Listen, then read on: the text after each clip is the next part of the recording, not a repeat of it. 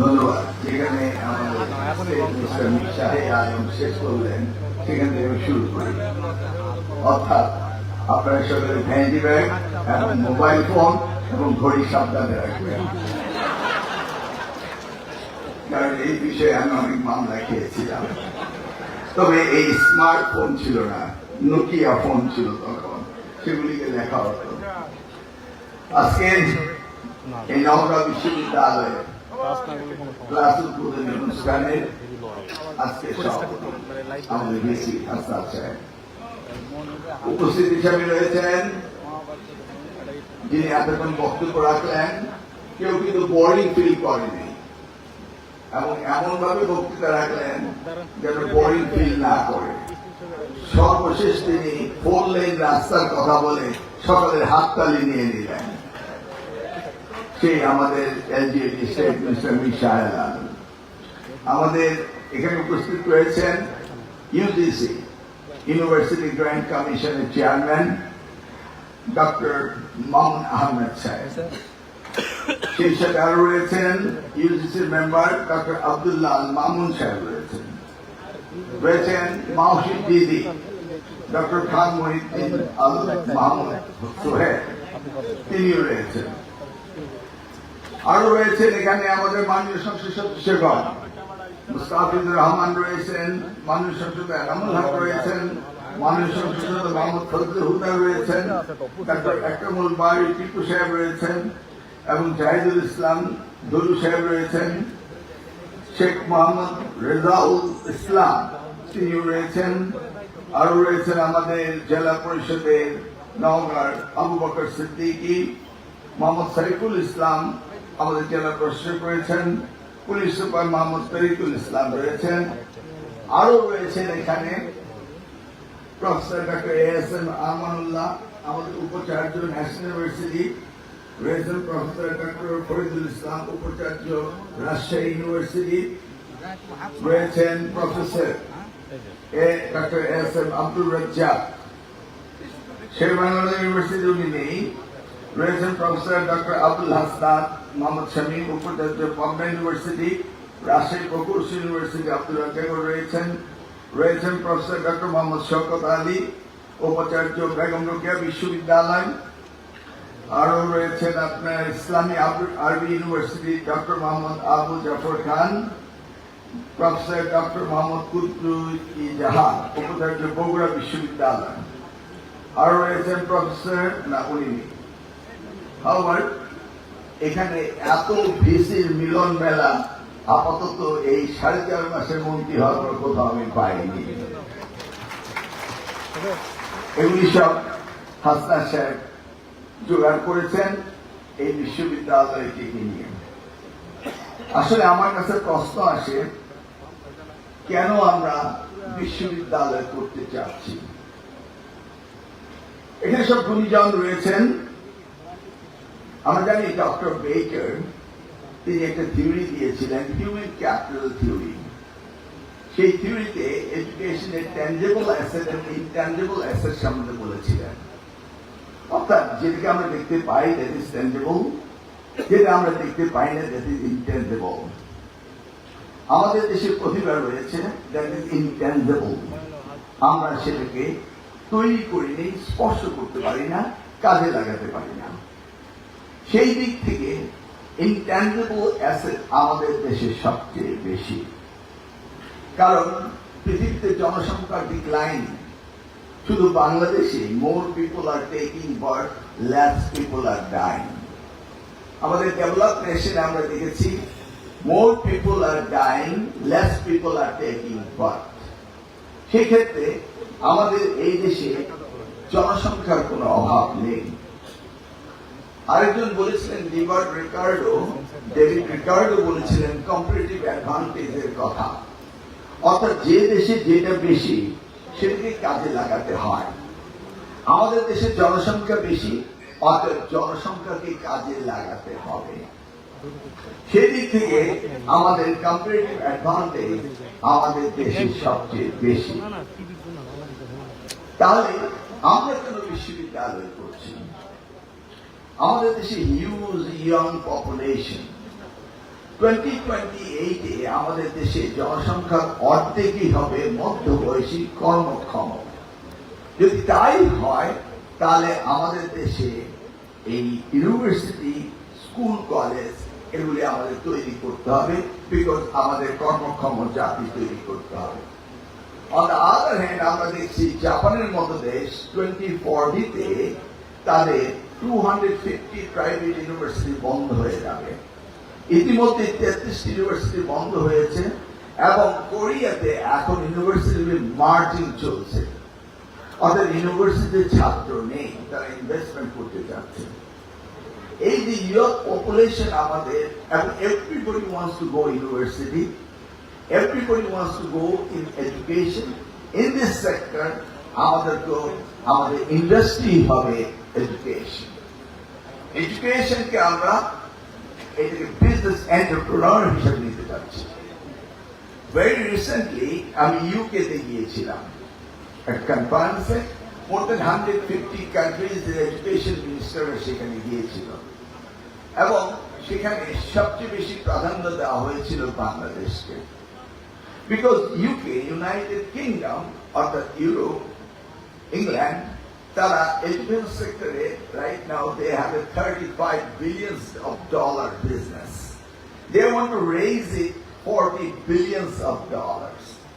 তাহলে কি করতে হবে? তাদের এডুকেশন বিজনেস থেকে এক্সটেন্ড করতে হবে। আর আমাদের দেশে তাদের 120,000 স্টুডেন্ট পার ইয়ার তারা O level, A level পরীক্ষা দিচ্ছে, which is the largest number of the education. আমি এই কথাগুলো বলছি, আমার এখানে আজকে এমন একটি অনুষ্ঠান পেয়েছি যেখানে আমি ইতিপূর্বে কখনো ইউজিসি চেয়ারম্যান, মেম্বার বা ন্যাশনাল ইউনিভার্সিটি ভিসি বা অন্যান্য ইউনিভার্সিটি ভিসি এতজনকে আমি কোথাও পাইনি। সেই কারণে বলছি, ওয়েল 120,000 স্টুডেন্ট যারা এ লেভেল পরীক্ষা দিচ্ছে এবং যেই কারণে তারা আমার পিছনে ইনভেস্ট করেছে, and I was the keynote speaker of that meeting, 150 countries ministers এর মধ্যে। Why I was so important? The main কারণ হলো আমাদের এখানে তাদের এডুকেশন ব্যবসাটা সবচেয়ে বেশি। Then I asked the British Council যে 1,20,000 ছাত্রছাত্রী পরীক্ষা দিচ্ছে, তার মধ্যে কতজন ছাত্র ছাত্রী তারা বিদেশ যাচ্ছে, অর্থাৎ ইংল্যান্ডে যাচ্ছে। They gave me the figure not more than 10,000. Now the question comes, 110,000 student কোথায় যাচ্ছে? They are from the affluent society. ধনীর ঘরের সন্তানরা তো A level, O level পড়ছে। So I asked myself, where does they go? Where they got the admission? তারপর থেকে আমি যখন বিভিন্ন ইউনিভার্সিটিতে যাই তখন আমি জিজ্ঞেস করি, আপনার ইউনিভার্সিটিতে কয়জন ইংলিশ মিডিয়ামে A লেভেলের পরীক্ষা দিল? So far I visited 5 public universities and 5টার মধ্যে কোনোটাতে 4 জনের বেশি আমি পাইনি।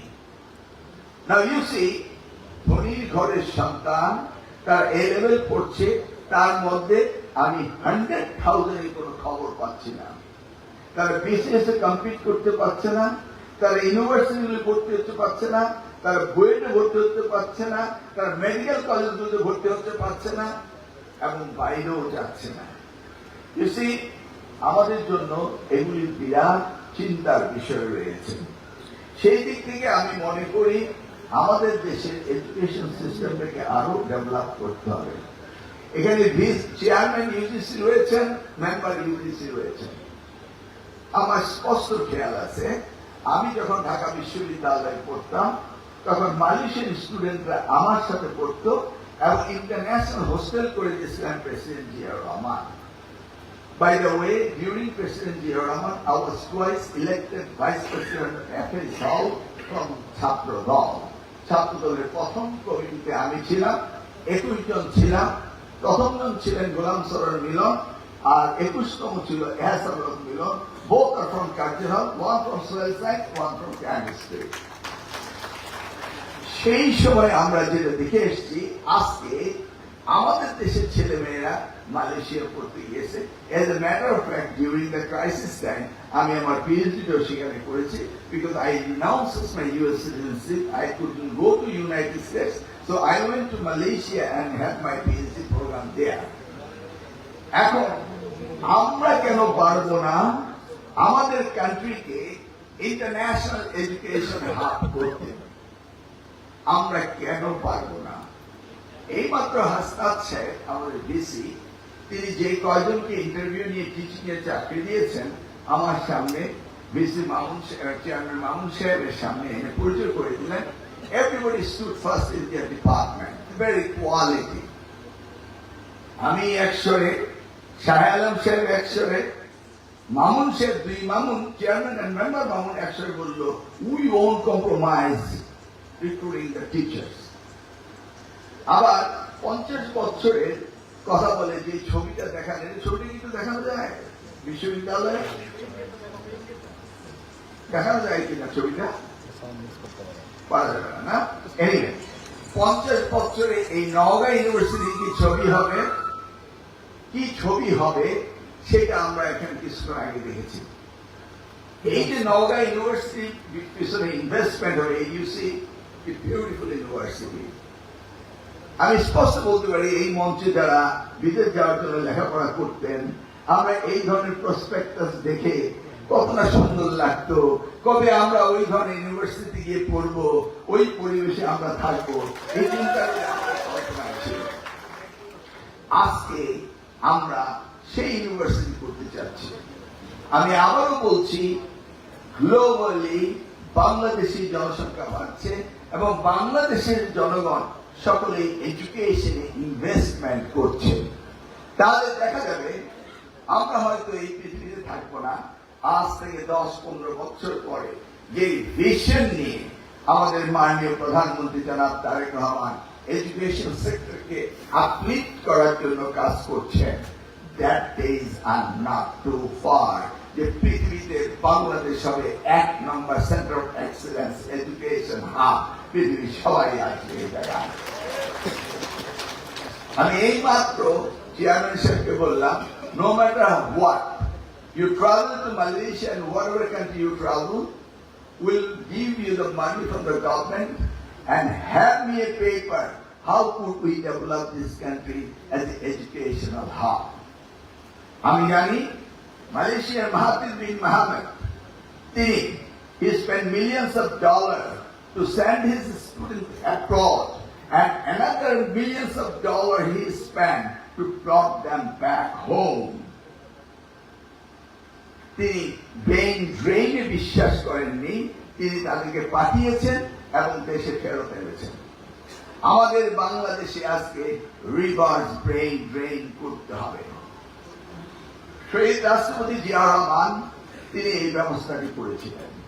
যারা বাইরের প্রফেসর ছিলেন তাদের জন্য ইন্টারন্যাশনাল হল করেছিলেন, বলেছিলেন আপনাদের যখন সেমিস্টার গ্যাপ থাকবে বাংলাদেশে আসবে, বাংলাদেশের ছাত্রছাত্রীরা আপনারা পড়াবেন।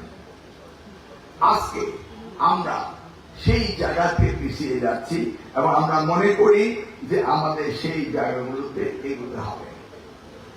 এই যে নওগাঁ বিশ্ববিদ্যালয়, এই বিশ্ববিদ্যালয় অধ্যাদেশটি পাশ হয়ে গিয়েছে। শাহ আলম সাহেবের নেতৃত্বে হাসনাত সাহেব এবং ইউজিসি মেম্বার মহিলার নাম কিনা মাসুমা হাবিব, 3 সদস্যের কমিটি একটা করে দিয়েছিলাম। আমি ভাবলাম দেখি না একজন পলিটিক্যাল লোককে দিয়ে কি চিন্তা করে, আর 2 জন তো দিলামই।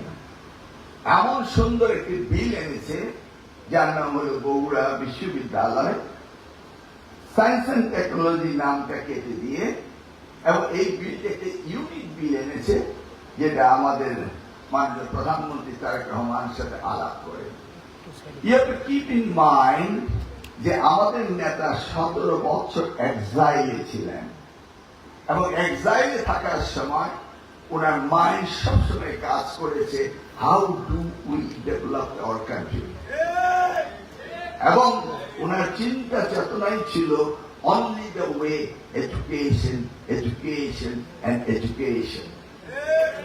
এই জন্যই উনার চিন্তা চেতনাকে জড়ো করে এই বগুড়া বিশ্ববিদ্যালয় বিলটি এই তিনজন গুণীজন মিলে এনে দিলেন। It is a fantastic and unique bill, যে বিলটি দরকার ছিল আমাদের বাংলাদেশের বিশ্ববিদ্যালয়গুলোর জন্য। আমি কম্পারিজন স্টাডি করেছিলাম 1974 অ্যাক্ট, ইউনিভার্সিটি অ্যাক্ট, যেটা Jahangirnagar University, Chittagong University, Rajshahi University and Dhaka University, সেই আদল থেকে বেরিয়ে এসে it's a completely new concept এখানে এসছে। সেই কনসেপ্টটাকে নিয়ে আমি ভাবছি আগামী দিনে বাংলাদেশে আমরা যতগুলো বিশ্ববিদ্যালয় করব, সেই বিশ্ববিদ্যালয়গুলোকে এই কনসেপ্টই আমরা করব।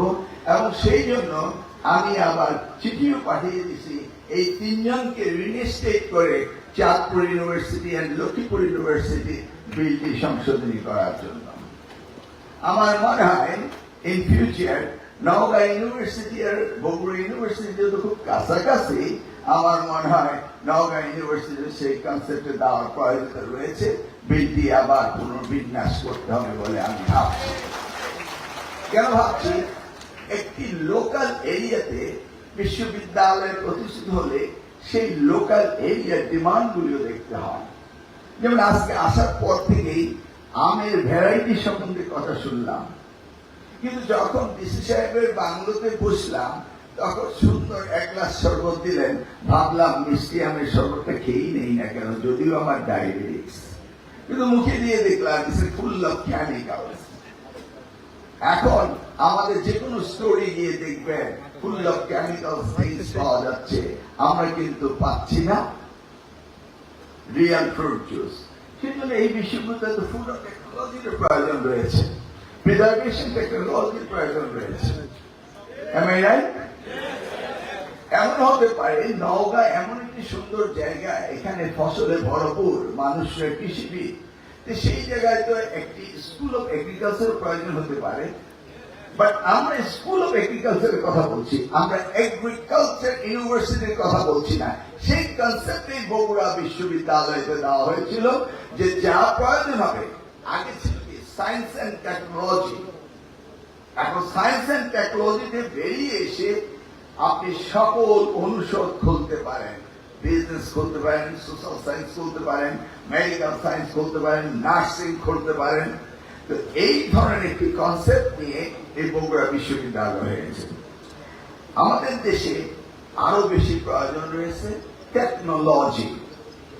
যে টেকনোলজি না হলে আমরা সত্যিকার অর্থে মানব সম্পদকে, দক্ষ মানব সম্পদে কাজে লাগাতে পারবো না। আমরা আল্লাহর কাছে হাজার শুকরিয়া জ্ঞাপন করতে হবে, আশরাফুল মুখলুকাত হিসাবে, সৃষ্টির সেরা জীব হিসাবে আল্লাহ আমাদের সৃষ্টি করেছেন।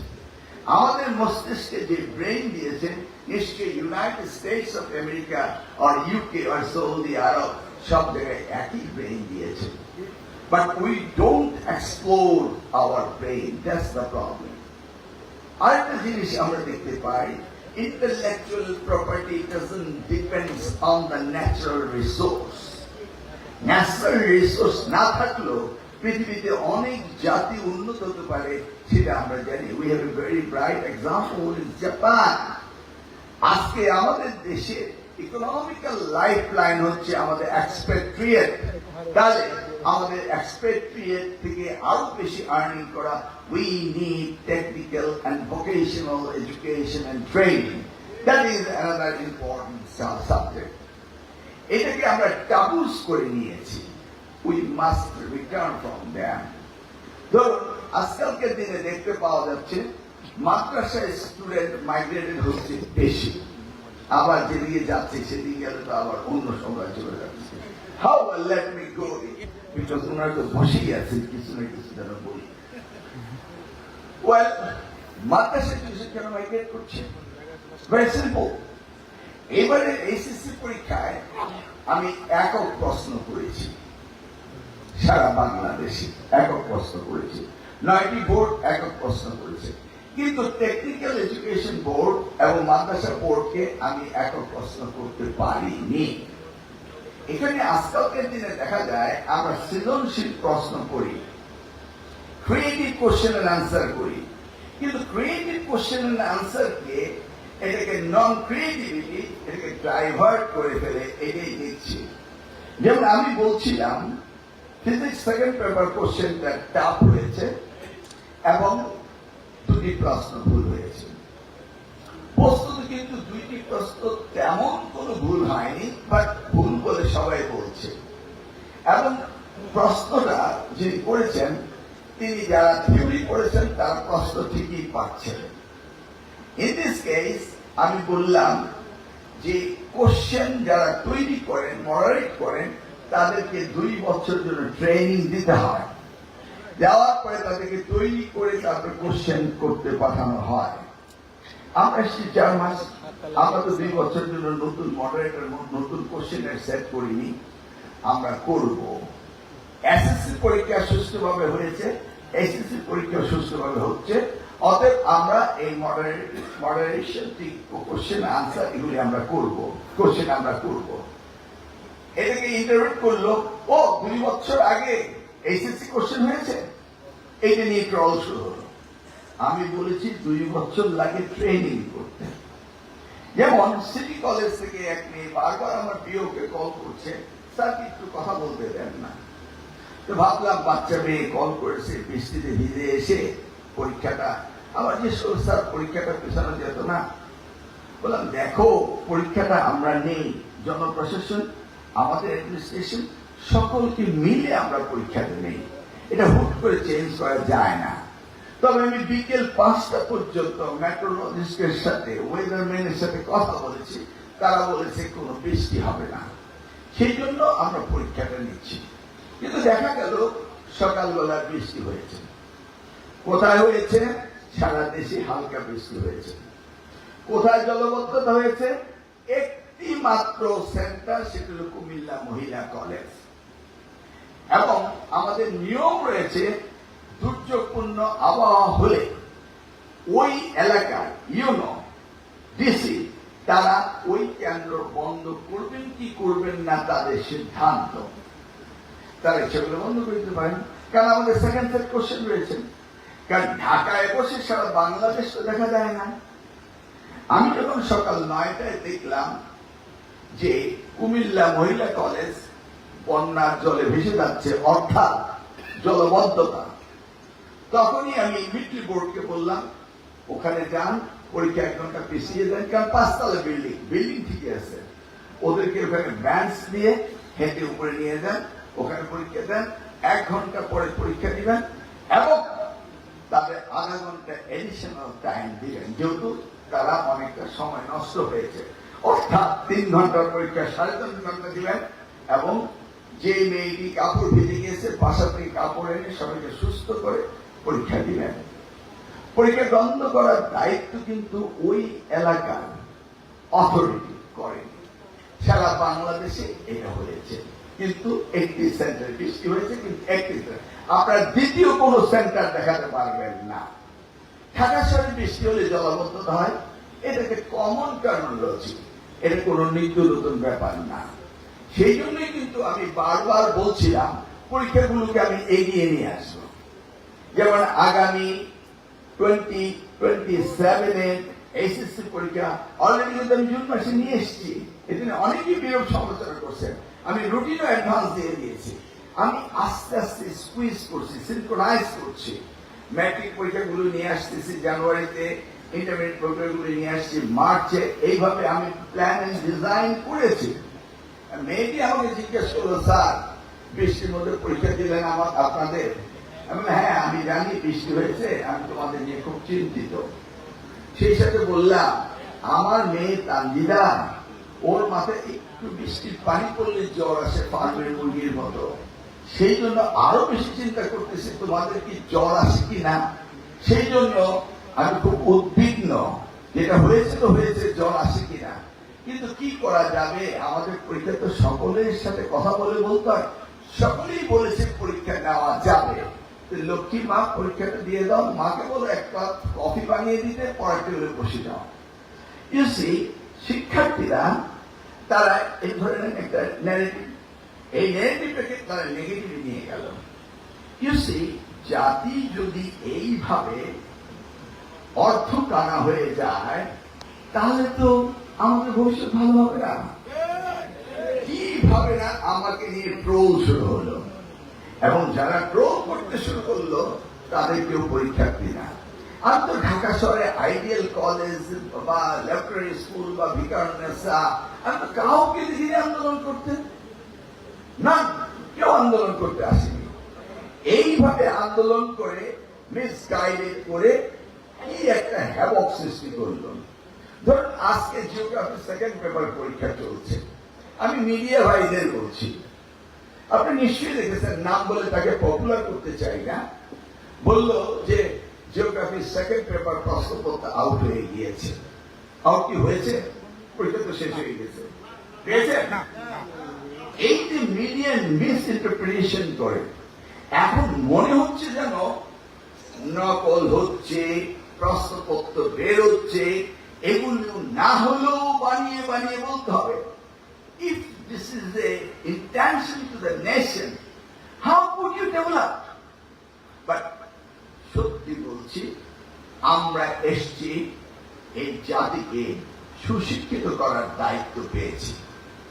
যে যত ট্রোলিং করেন না কেন, যে যত অপবাদই করেন না কেন, আমাদের সঠিক দায়িত্ব থেকে আপনারা বিচ্যুত করতে পারবেন না। 2001 সাল থেকে 2006 সাল দেশমাতা বেগম খালেদা জিয়ার সময় এই মন্ত্রণালয়ের প্রতিমন্ত্রীর দায়িত্ব পালন করেছিলাম, আর আজকে তারই জ্যেষ্ঠ সন্তান জনাব তারেক রহমানের আন্ডারে আমি দায়িত্ব পালন করছি। কি করে আপনারা ভাবতে পারেন যে অন্যায়কে প্রশ্রয় দিতে আমাকে নির্দেশ দেওয়া হবে? নিশ্চয়ই না। আপনারা আপনাদের অবস্থানে কঠিন থাকুন, লেখাপড়া আমাদের করতেই হবে এবং তার মান উন্নয়ন আমাদের করতেই হবে। কিছু কিছু লোক সুন্দর সুন্দর পোস্ট দেন, একজন শিক্ষক তিনি পোস্ট, তার নামে ডক্টর আছে, তিনি আমাকে নাম দিয়েছেন পরীক্ষা মিলন, মন্ত্রী মিলন না, আমার নাম হচ্ছে পরীক্ষা মিলন। ডক্টর সাহেব, আপনি যে পিএইচডি করেছেন বিনা পরীক্ষা করেছেন। আজকের উন্নত বিশ্বে যে নতুন পদ্ধতিতে লেখাপড়া করা হয়, প্রজেক্ট সিস্টেমে করা হয়, পরীক্ষা ছাড়া কি হয়? কি বলতে চাচ্ছেন? শিক্ষার মান উন্নয়ন করতেই হবে, কিন্তু পরীক্ষা পেতে রেখে পরীক্ষা ছাড়া কি সার্টিফিকেট হয়? আমি আজকালকার দিনে দেখতে পাচ্ছি অনেক গুণীজনে এমন সব মন্তব্য করেন বিভ্রান্তকর, মাঝে মাঝে ভাবতে ইচ্ছে হয় যে আসলে বাংলাদেশে এত বেশি পিএইচডি হয়েছে, সেই পিএইচডি গুলো আমাদের খতিয়ে দেখতে হবে। বুঝতে পেরেছেন তো? একটা ছোট্ট গল্পই করে ফেলি। এক ভদ্রলোক ঘোড়া নিয়ে বেড়াচ্ছিল, তো দেখলো একটা সাইন লেখা, এদিকে গেলে পিএইচডি কিনতে পাওয়া যায়। ওই সাইন দেখে উনি ওই ঘোড়াকে নিয়ে ওই অফিসে গেলেন, গিয়ে বললেন যে এখানে কি পিএইচডি বিক্রি হয়? হ্যাঁ হয়। কত ডলার? $10,000। তো ঠিক আছে, আপনার নাম রেজিস্ট্রেশন ফিল আপ করে দেন। নাম রেজিস্ট্রেশন ফিল আপ করে দিল, কতক্ষণ পরে একটা পিএইচডি সার্টিফিকেট দিয়ে দিল। ভদ্রলোক খুব খুশি হয়ে গেল, পিএইচডি সার্টিফিকেট পেয়ে গেলেন $10,000। তিনি সেই পিএইচডি সার্টিফিকেট নিয়ে খুব খুশিতে ফেরত আসছেন। হঠাৎ করে চিন্তা করলেন, বিকাল বেলা ঘোড়া নিয়ে বেড়াতে বেরিয়েছিলাম, ওই ঘোড়ার কারণে তো পিএইচডিটা পেলাম। ঘোড়াটা না থাকলে আমি ঘুরতেও যেতাম না, পিএইচডিও পেতাম না। উনি খুব নিজেকে রিগ্রেট ফিল করলেন, অনুশোচনা করলেন, করে ভাবলেন যে না, আমার ঘোড়া করতে পিএইচডি দেওয়া দরকার। উনি আবার ঘোড়াটা ঘুরিয়ে সেখানে গেলেন, গিয়ে বললেন এই নেন $10,000, এই নেন আমার ঘোড়ার আইডি, আমার ঘোড়াকে একটা পিএইচডি দেন। প্রতি উত্তরে বলল, আমরা ঘোড়াকে দেই না, আমরা গাধাকে দেই। বুঝতে পেরেছেন তো?